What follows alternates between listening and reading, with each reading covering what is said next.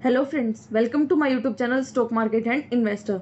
दोस्तों, आज की इस वीडियो में हम डिस्कस करेंगे एक आईपीओ के बारे में जो कि आज ही ओपन हुआ है। तो वो आईपीओ कौन सा है, आइए देखते हैं। उस नाम है Srinagar house of mangalsutra limited. दोस्तों, ये जो आईपीओ है ये एक बुक बिल्डिंग आईपीओ है और इसका जो साइज है वो 400 करोड़ का है और ये प्रॉपरली फ्रेश इशू है। ये बहुत अच्छी बात है कि प्रमोटर अपने शेयर को बेच नहीं रहे हैं, ऑफर फॉर सेल नहीं है, ये कम्प्लीटली क्या है, एक फ्रेश इशू है। तो आइए इसकी डेट्स के बारे में जानते हैं हम। इस आईपीओ की जो डेट है वो ओपन हो रहा है, ये आईपीओ वो हो रहा है 10 सितंबर को, यानी कि आज के दिन वेंसडे को। जो क्लोज होगा वो फ्राइडे को क्लोज होगा 12 सितंबर को। इसके बाद 2 दिन सैटरडे संडे हॉलीडे है, तो उस दिन कोई भी एक्टिविटी नहीं होगी, यानी कि आपको अलॉटमेंट या रिफंड कुछ भी नहीं मिलेगा। आपकी जो अलॉटमेंट आएगी वो 15 सितंबर यानी मंडे को आपको मिलेगी रात को। और ऐसे ही अगर आपकी अलॉटमेंट आ जाती है तो आपके जो शेयर्स हैं वो डीमेट में क्रेडिट हो जाएंगे वो 16 सितंबर को यानी कि ट्यूसडे को। और आपको जो रिफंड मिलेगा अगर अलॉटमेंट नहीं आती है उस केस में, तो वो भी आपको मिलेगा 16 सितंबर को। यानी कि इस केस में आपका पैसा ज़्यादा दिन ब्लॉक रहेगा क्योंकि बीच में 2 मार्केट हॉलीडे आ जाते हैं। और इस आईपीओ की आपको लिस्टिंग देखने को मिलेगी, वो मिलेगी 17 सितंबर को। अब अगर हम इसकी बाकी डिटेल्स की बात करें तो इस बाकी डिटेल्स में जो फेस वैल्यू है वो 10 रुपीज़ पर शेयर पे ये कंपनी लेके आ रही है। जो इसका प्राइस बैंड है वो 155 to 165 है। और आपको पता ही है, आपको बिड हमेशा हायर प्राइस पे लगानी है, क्योंकि लोअर प्राइस पे जब भी हम बिड लगाते हैं तो हमें अलॉटमेंट नहीं मिलती है। हायर प्राइस पे ही हमें कट ऑफ प्राइस पे ही बिड लगानी चाहिए। जो लॉट साइज रहेगा वो एक 90 शेयर्स का रहेगा, यानी कि आपको मिनिमम 90 शेयर्स के लिए अप्लाई करना पड़ेगा। एक लॉट आपका 90 शेयर्स का है। टोटल इश्यू साइज अभी हमने डिस्कस किया ही है कि वो 400 करोड़ का है। और जो ये आईपीओ है, ये आईपीओ आपको देखने को मिलेगा कहाँ पे, एनएससी और बीएससी दोनों प्लेटफॉर्म्स पे आपको इसकी लिस्टिंग देखने को मिलेगी। अगर हम इसके लॉट साइजेस की बात करें कि कौन सी कैटेगरी में आप कैसे अप्लाई कर सकते हैं और कितना अप्लाई कर सकते हैं, तो रिटेल कैटेगरी में अगर हम करें, एक लॉट के लिए अप्लाई करते हैं तो वहाँ पे हमें 90 शेयर्स मिल सकते हैं और अमाउंट जो आपका ब्लॉक रहेगा वो 14,850 रुपीज़ रहेंगे। ऐसे ही रिटेल कैटेगरी में आप मैक्सिमम 30 लॉट्स के लिए अप्लाई कर सकते हैं। वहाँ पे आपको अप्लाई करना पड़ेगा 1170 शेयर्स के लिए और वहाँ पे आपको अमाउंट जो ब्लॉक रहेगा वो रहेगा 1,93,050 रुपीज़। ऐसे ही स्मॉल एचएनआई जो कैटेगरी है उसमें आप मिनिमम 14 लॉट्स के लिए अप्लाई कर सकते हैं, जहाँ पे आपको 1260 शेयर्स के लिए अप्लाई करना पड़ेगा और आपको अमाउंट की जो रिक्वायरमेंट रहेगी वो रहेगी 2,07,900 रुपीज़ की। ऐसे ही अगर मैक्सिमम आप स्मॉल एचएनआई कैटेगरी में 67 लॉट्स के लिए अप्लाई कर सकते हैं और आपके जो शेयर्स रहेंगे वो 6030 रहेंगे और अमाउंट जो आपका ब्लॉक रहेगा 9,94,950 रुपीज़ रहेंगे। बीएचएनआई कैटेगरी होती है, बिग इन्वेस्टर्स के लिए होती है। वहाँ पे आपको कम से कम 68 लॉट्स के लिए अप्लाई करना पड़ेगा और जो शेयर्स आपके रहेंगे वो 6120 रहेंगे और आपका जो अमाउंट ब्लॉक रहेगा वो रहेगा 10,09,800 रुपीज़।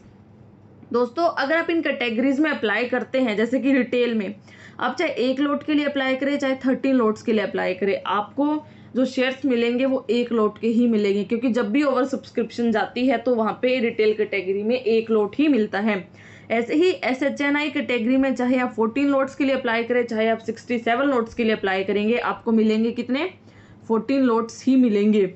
ऐसे ही बीएचएनआई कैटेगरी में आप 68 लॉट के लिए अप्लाई करेंगे, फिर भी आपको ओवर सब्सक्रिप्शन के केस में क्या होगा, 14 लॉट्स ही मिलेंगे।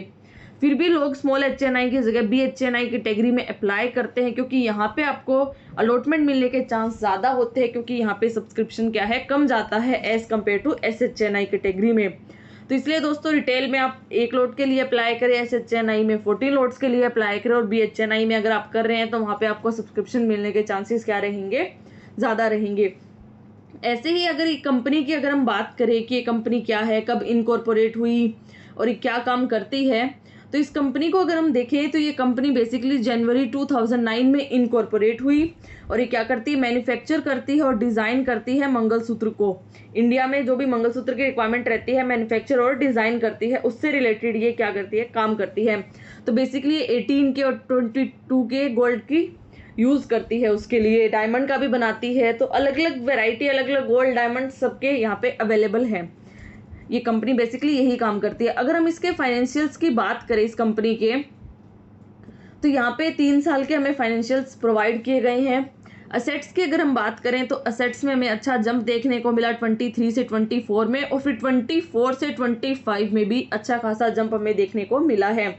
ऐसे ही टोटल इनकम की बात अगर हम करें तो टोटल इनकम भी 23 से 24 में इंक्रीज हुई है, और 24 से 25 में भी अच्छी खासी हमें ग्रोथ देखने को यहाँ पे मिली है। अगर हम प्रॉफिट्स की बात करें तो 23 से 24 में भी प्रॉफिट में इंक्रीज हुआ था, लेकिन 24 से 25 में तो हमें अच्छा खासा जंप देखने को मिला है। ऑलमोस्ट जो प्रॉफिट है वो डबल हो गया है। तो ऑल ओवर फाइनेंशियल्स काफ़ी अच्छे दिख रहे हैं, लेकिन यहाँ पे जो बोरोविंग्स है कंपनी की वो भी इंक्रीज हो रही है। 23 में 93 से बढ़कर 24 में 110 करोड़ हो गई, और 25 में ये फर्दर 123 करोड़ से भी ऊपर चली गई। लेकिन वहीं पे रिजर्व्स अगर आप देखोगे तो 23 से 24 में तो इंक्रीज हुए थे, लेकिन 25 में रिजर्व्स में है जो ऑलमोस्ट या तो स्टेबल रहे हैं या फिर थोड़े से कम ही हमें देखने को मिले हैं। बट बाकी फाइनेंशियल्स अच्छे हैं। अगर हम रेशियोज की बात करें मेन इंडिकेटर्स की, तो रिटर्न ऑन कैपिटल एम्प्लॉयड क्या है वो काफ़ी अच्छा है, 32.43% है। डेट टू इक्विटी रेशियो की अगर हम बात करें, ऑल्दो बोरोविंग्स इंक्रीज हो रही है बट डेट टू इक्विटी अभी भी 0.61 है। अगर डेट टू इक्विटी 1 के अराउंड होता है या 1 से ऊपर होता है तो वो ज़्यादा अलार्मिंग होता है। तो अभी जो डेट है बहुत ज़्यादा नहीं कह सकते हैं इस कंपनी में, ठीक है। रिटर्न ऑन नेटवर्थ 36.20, यानी कि कंपनी प्रॉफिट मेकिंग और अच्छा खासा हमें ग्रोथ भी देखने को मिल रहा है ईयर ऑन ईयर। तो फाइनेंशियल्स वाइज कंपनी हमें काफ़ी अच्छी दिख रही है। अगर प्राइस टू बुक वैल्यू की बात करें, इसके वैल्यूएशंस को अगर हम देखें तो 5.93 है, थोड़ा सा हायर है।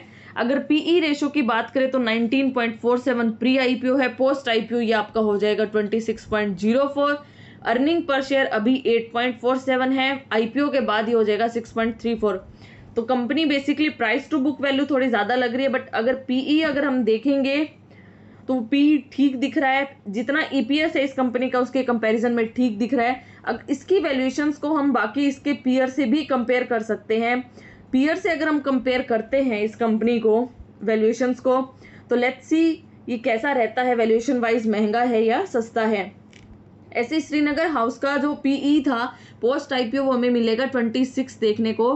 तो 26 से अगर हम कंपेयर करें तो उत्सद सीजी गोल्ड ज्वेल्स जो है उसका पीई है 16.85, और रिटर्न ऑन नेटवर्थ यहाँ पे कम है 30.94 है श्रीनगर हाउस ऑफ मंगलसूत्र के कंपैरिजन में। वहीं आरबी जेट ज्वेलर्स का अगर हम देखें तो 13.37 है, इसका रिटर्न ऑन नेटवर्थ है 17.15। स्काई गोल्ड एंड डायमंड्स का अगर हम पीई देखेंगे तो 28.73 है, रिटर्न ऑन नेटवर्थ 28.59। यानी कि अगर पीएस में हम देखें तो सबसे ज़्यादा पीई इसी का ही है, श्रीनगर हाउस ऑफ मंगलसूत्र का ही पीई सबसे ज़्यादा, यानी कि वैल्यूएशन वाइज बाकी के कंपैरिजन में ये कंपनी है थोड़ी सी महंगी दिख रही है। लेकिन वहीं पे अगर हम रिटर्न ऑन नेटवर्थ देखेंगे तो सबसे ज़्यादा रिटर्न ऑन नेटवर्थ भी इसका है। तो हम ये कह सकते हैं कि इसकी रिटर्न के कंपैरिजन में इसकी जो वैल्यूएशन है ओके है, सस्ती नहीं है लेकिन बहुत ज़्यादा महंगी भी नहीं है। और इसका जो करंटली जीएमपी चल रहा है आज के दिन पे वो अराउंड 17-18% के आसपास चल रहा है। बट दोस्तों जीएमपी बहुत धोखा देने वाला होता है, जैसे मार्केट की सिचुएशन चेंज होती है तो जीएमपी भी उसके अकॉर्डिंग चेंज हो जाता है।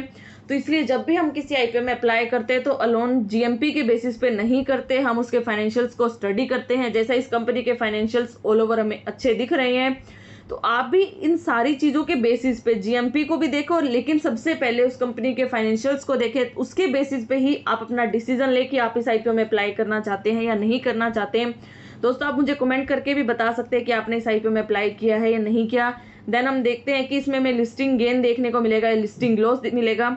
लिस्टिंग लॉस के चांसेस फॉर द टाइमिंग अभी हमें कम ही दिख रहे हैं, जैसे कंपनी के फाइनेंशियल्स है उसके अकॉर्डिंग लिस्टिंग गेन के ही चांसेस ज़्यादा दिख रहे हैं। बट फिर भी आप अपना एक डिटेल आपको स्टडी करनी चाहिए किसी भी आईपीओ में अप्लाई करने से पहले, क्योंकि आपका हार्ड अर्न मनी होता है। तो जब भी आप इन्वेस्टमेंट के लिए जाएं तो पहले उसको अच्छे से स्टडी करें। सिर्फ किसी की भी एडवाइस के बेसिस पे हमें ऐसे ही कहीं पे भी इन्वेस्ट नहीं करना चाहिए।